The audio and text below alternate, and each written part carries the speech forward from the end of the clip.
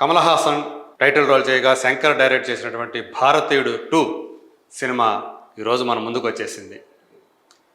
అయితే ఈ సినిమా ఎంత హైప్తో అయితే రిలీజ్ అయిందో, కానీ సినిమా చూసిన తర్వాత అందరూ కూడా డిసప్పాయింట్మెంట్కి గురవుతున్నటువంటి పరిస్థితి. 28 సంవత్సరాల క్రితం 1996లో వచ్చినటువంటి భారతీయుడు సినిమా ఎంత పెద్ద సంచలన విజయాన్ని సాధించిందో చాలామందికి తెలుసు.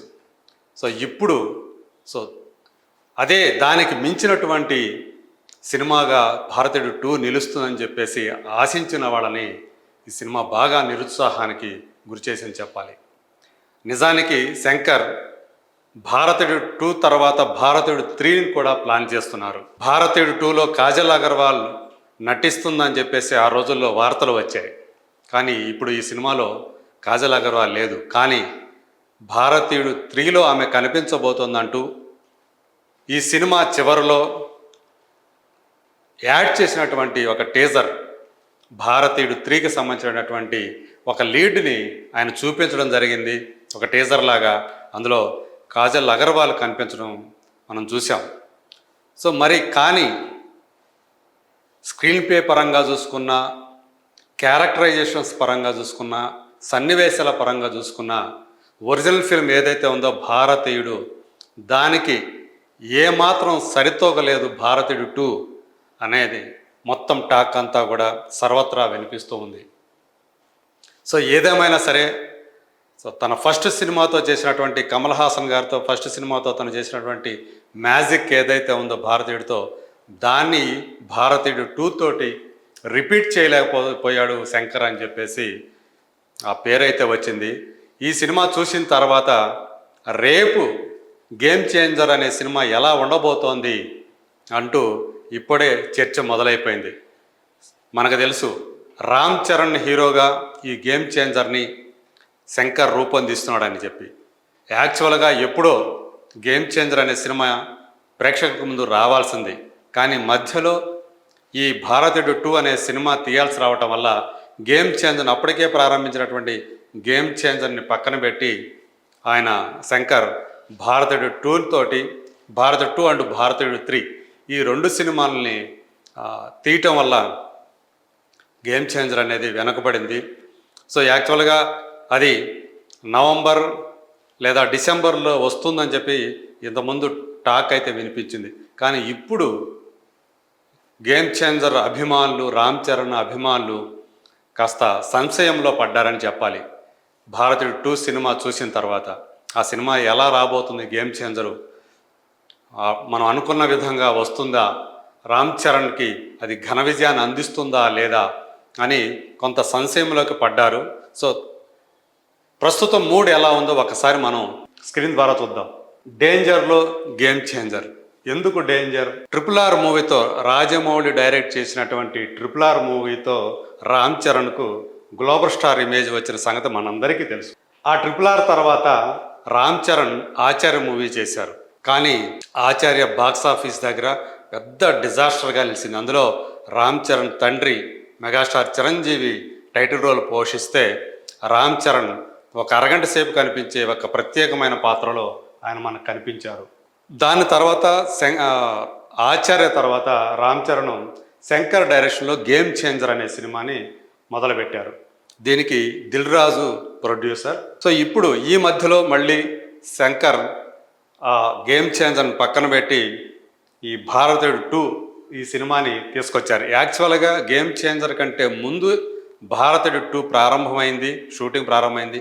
కానీ అక్కడ షూటింగ్లో టెక్నీషియన్స్ పైనుంచి పడి చనిపోవటం వల్ల ఆ షూటింగ్ మొత్తానికే అంతరాయం అప్పుడు కలిగింది.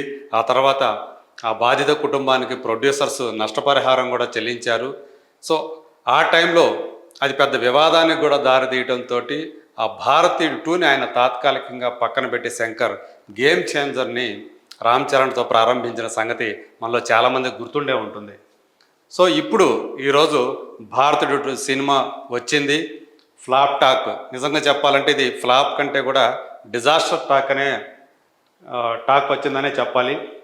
మరి ఇప్పుడు భారతీయుడు 2 తర్వాత వస్తున్నటువంటి గేమ్ చేంజర్ అనేది శంకర్ ఫేట్ని మారుస్తుందా అనే సందేహాలు వ్యక్తమవుతున్నాయి. దీని మీద సోషల్ మీడియాలో విపరీతంగా ఆయన మీద ట్రోలింగ్ జరుగుతూ ఉంది. అలాగే గేమ్ చేంజర్ గురించినటువంటి చర్చ జరుగుతూ ఉంది. సో ఈ గేమ్ చేంజరు ఆచార్య ఫ్లాప్ తర్వాత వస్తున్నటువంటి సినిమా కాబట్టి రామ్ చరణ్కి కూడా ఒక కీలకమైనటువంటి ఒక పరీక్ష ఆ సినిమా అనేది. సో ఆయనకి ఆ సినిమా బ్లాక్ బస్టర్ని ఇస్తుందా లేదా అనే ప్రశ్న ఒకటి తలెత్తుతూ ఉంది. ఇక్కడ ఒక ఆసక్తికరమైన విషయం ఏంటంటే రాజమౌళి వరుస ఫ్లాప్లు ఎదురవుతూ వస్తుండడం మనం చూస్తున్నాం. ఫర్ ఎగ్జాంపుల్ జూనియర్ ఎన్టీఆర్కి సింహాద్రి అనే సినిమా చాలా పెద్ద ఘన విజయాన్ని చేకూర్చింది. అంతకుముందు రాజమౌళి తొలి సినిమా స్టూడెంట్ నెంబర్ 1లో కూడా జూనియర్ ఎన్టీఆర్ కథానాయకుడు. ఆ సినిమాతోనే అతను హిట్ ట్రాక్లో పడ్డాడు. సింహాద్రి సినిమా జూనియర్ ఎన్టీఆర్కి ఎనలేని క్రేజ్ని తీసుకొచ్చింది, విపరీతమైనటువంటి ఇమేజ్ని తీసుకొచ్చింది. ఒక మాస్ స్టార్గా చాలా ఆయనకు పాపులారిటీ ఆ సినిమాతో వచ్చింది. కానీ వయసుకు మించిన ఆయన వయసుకి కంటే కూడా ఆ సినిమా మరింత పెద్ద ఒక లార్జర్ దాన్ లైఫ్ సినిమాలాగా అది ఆయన అప్పటిదాకా తను చేసినటువంటి సినిమాలతో పోలిస్తే అది కనీసం 100 రెట్లు ఇమేజ్ని తీసుకొచ్చిందని చెప్పాలి. సో అలాంటి సినిమా తర్వాత జూనియర్ ఎన్టీఆర్ కెరీర్ ఒక రకంగా ప్రమాదంలో పడిందని చెప్పాలి. ఆయన వరుసగా సినిమాలు ఫ్లాప్ అవుతూ వచ్చాయి. రాజమౌళి తీసినటువంటి యమదొంగ అనే సినిమా ఒక హిట్ టాక్ తెచ్చుకొని కొంతమేర మళ్ళీ ఆయనకి సాటిస్ఫాక్షన్ కలిగించింది. బట్ మళ్ళీ ఏదేమైనా ఒక బ్లాక్ బస్టర్ చూడటానికి ఆయన చాలా సంవత్సరాలు వెయిట్ చేయాల్సి వచ్చింది. జనతా గ్యారేజ్తో మళ్ళీ నాకు ఆ బ్లాక్ బస్టర్ వచ్చిందని చెప్పి జూనియర్ ఎన్టీఆర్ స్వయంగా చెప్పుకున్నారు. సింహాద్రి తర్వాత కమర్షియల్గా నాకు సాటిస్ఫాక్షన్ ఇచ్చిన సినిమా జనతా గ్యారేజ్ అని ఆయనే స్వయంగా చెప్పుకున్నారు. ఆ తర్వాత చూస్తే ప్రభాస్ కెరీర్ కూడా బాహుబలి ఫ్రాంచైజ్ తర్వాత బాహుబలి 1, 2 తర్వాత ప్రభాస్ సైతం వరుస ఫ్లాప్లు ఎదుర్కోవడం మనం చూసాం.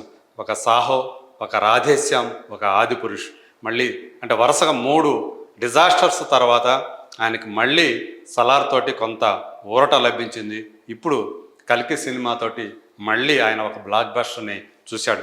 ఈవెన్ దో అప్పటికే అది ఆంధ్రప్రదేశ్లో ఇంకా బ్రేక్ ఈవెన్ కాలేదనే సంగతి ఇక్కడ మనం గుర్తుంచుకోవాలి. సో ఇప్పుడు RRR అనే సినిమా తర్వాత ఈయన చేసినటువంటి ఆచార్య ఫ్లాప్ అవటం, మళ్ళీ అది సేమ్ అదే ఫేట్ని మళ్ళీ కంటిన్యూ చేస్తూ ఉందా అనే ఒక చర్చ ఇప్పుడు నడుస్తుంది. యాక్చువల్గా మన సినిమా ఇండస్ట్రీ అంతా కూడా సెంటిమెంట్ల మీద ఆధారపడి నడిచే సినిమా.